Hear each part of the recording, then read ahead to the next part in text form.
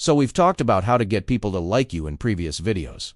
We've talked about the tricks that influence whether or not somebody likes us, and if you haven't seen those videos yet, please go back and check them out. But once you get people to like you, how do you keep them around? How do you make sure that they stay your friend? Well, it turns out there are some tricks for that as well. And it has to do with commitment and consistency. In this video, we're going to talk about the third principle of influence, which is commitment and consistency. Now before we get started, I need some feedback from you guys. I'm trying something new. I'm trying to release one video every single week, but I do want to know if you guys would be interested in longer form videos or shorter form videos. So if you could let me know down below in the comments what you think would be best. Do you want more short, quick videos, or longer, more in-depth videos? Let me know. And while you're down there, hit that subscribe button because it really helps me grow. Okay, so let's get into the video. Chapter 3. The Power of Commitment and Consistency. It's hard to overstate the importance of commitment and consistency in building relationships, maintaining self-image, and achieving success. When we make commitments, we send a signal to ourselves and others about the kind of person we are and the things we stand for. Our commitment and consistency shape our identity and serve as a foundation for trust and respect. Robert Cialdini, the renowned psychologist and author of Influence: The Psychology of Persuasion, highlights the significance of commitment and consistency as one of 6 key principles of influence. He argues that our commitment to certain behaviors, beliefs, or attitudes makes it more likely that we will follow through on them in the future, even when faced with conflicting information or temptation. This is due to our natural inclination to remain consistent with our past behavior and maintain a positive self. However, Cialdini also acknowledges that this tendency can sometimes lead us to make poor decisions or stick to outdated beliefs that no longer serve us well. For instance, someone who has committed to a certain political party may find it difficult to switch their allegiance even when presented with compelling evidence that another party better represents their views. Similarly, an individual who has made a significant investment in a particular course of action may feel compelled to continue pursuing it, even if it is no longer the best option available. Cialdini suggests that understanding the power of commitment and consistency can help us harness its potential for good while avoiding its pitfalls. By being aware of our own biases and the factors that influence our commitment, we can make more rational and effective decisions in both our personal and professional lives.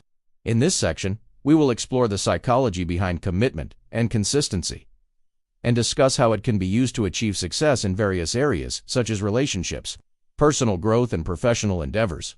Okay, now let's move on to the next point. Point 1. The sunk cost fallacy. Daniel Gilbert, a Nobel Prize-winning psychologist, conducted a series of experiments that demonstrated that people often make decisions based on the amount of time, effort, or resources they have already invested in a particular course of action rather than on the expected value of continuing versus stopping.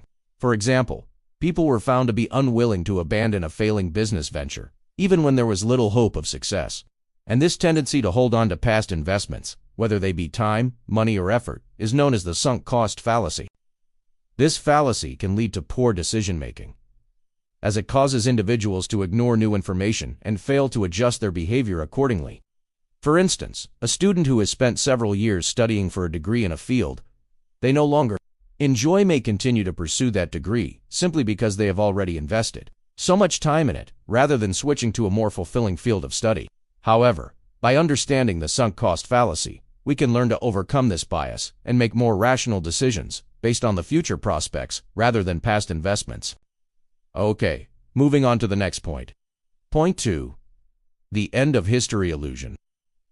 Jonathan Haidt, a social psychologist, conducted a study that revealed that people tend to view the present moment as the culmination of past events and the starting point for the future, giving undue weight to current circumstances when making decisions about the future. He calls this phenomenon the end of history illusion.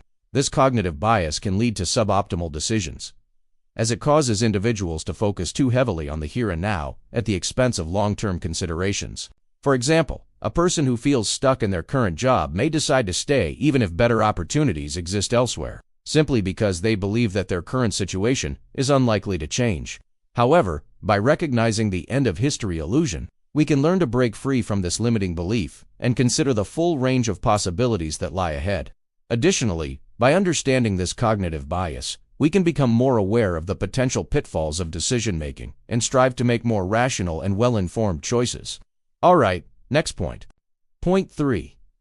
The status quo bias. Daniel Gilbert, conducted another study which showed that people prefer to stick with the familiar, even when better alternatives are available. He refers to this tendency as the status quo bias. This bias can lead to missed opportunities, as it causes individuals to cling to existing circumstances rather than exploring new possibilities. For instance, a customer may choose to stick with an outdated cell phone plan, even if a more cost-effective option becomes available. However, by understanding the status quo bias, we can learn to recognize when it is holding us back and take proactive steps to improve our situations. Additionally, by being aware of this cognitive bias, we can challenge our own tendency to resist change and instead embrace new opportunities for growth and progress. Okay, next point. Point 4. The framing effect. Tversky and Kahneman, to prominent psychologists, conducted a series of experiments that demonstrated that people respond differently to the same information depending on how it is framed. They discovered that individuals are more likely to take risks to avoid losses than they are to acquire equivalent gains. For example, people were found to be more willing to engage in risky behavior to prevent a $500 loss than they were to achieve a $500 gain, even though the two options had the same expected value. This finding suggests that people's decisions are influenced by the way in which options are presented rather than the actual merits of those options. Understanding the framing effect can help us make more rational decisions by being aware of how our perception of risk and reward can be manipulated by the way information presented to us. Okay, let's move on to the next point. Point 5. The mere exposure effect. This is a cognitive bias that causes individuals to prefer things that they have seen or experienced more frequently. For example, people tend to develop a fondness for the front side of their house simply because they see it more often. Moreover, repeated exposure to a stimulus can increase familiarity and liking, leading to a preference for the more frequently encountered option.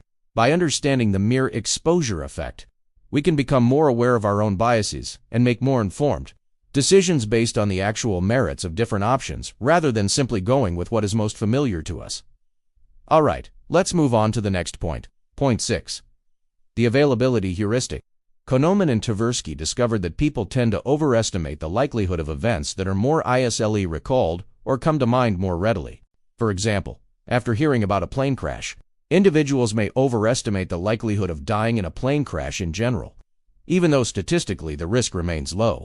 This cognitive bias can lead to irrational fears and decision-making, as people may make choices based on the perceived likelihood of events rather than their actual probabilities. However, by understanding the availability heuristic, we can learn to recognize when our memories are influencing our perceptions of risk and make more rational decisions accordingly. Now let's move on to the next point. Point 7. The illusion of control. People often overestimate their ability to influence events or outcomes, believing that they have more control over random or unpredictable situations. For example, gamblers at a roulette table often believe that they can beat the odds by choosing numbers that have not won in recent games. This illusion of control can lead to risky decision-making and a false sense of security. However, by understanding this cognitive bias, we can learn to recognize when we are overestimating our ability to influence outcomes and make more informed choices accordingly. Now let's move on to the next point. Point 8. This bias. This is a cognitive bias that causes individuals to attribute their successes to internal factors such as their own skills or abilities, while blaming their failures on external factors beyond their control. For example, a student who earns a good grade on a test may attribute it to their intelligence, while a student who fails the same test may blame it on the difficulty of the test or the bad test questions. This bias can lead to an unrealistic view of oneself and hinder personal growth, as it causes individuals to avoid taking responsibility for their failures and learning from them. However, by understanding the self-serving bias, we can learn to be more objective in evaluating our own performance and strive for self-improvement in all areas of our lives. Alright, so let me give you guys a quick recap of what we've covered today. We talked about 8 different cognitive biases: the sunk cost fallacy, the end of history illusion, the status quo bias, the framing effect, the mere exposure effect, the availability heuristic, the illusion of control, and the self-serving bias. These biases can all lead to irrational decision-making and a distorted perception of reality. However, by understanding these biases, we can learn to recognize when they are influencing our thoughts and actions and make more rational decisions accordingly. Remember that becoming aware of these cognitive biases is the first step towards overcoming them and using them to our advantage. By doing so, we can enhance our decision-making abilities. improve our relationships, and achieve greater success in our personal and professional lives. And as always, remember to take care of yourself and others and be kind. Thank you for watching this video. If you enjoyed it, please leave a like and subscribe for more content. And if you have any feedback or suggestions, feel free to leave them in the comments below.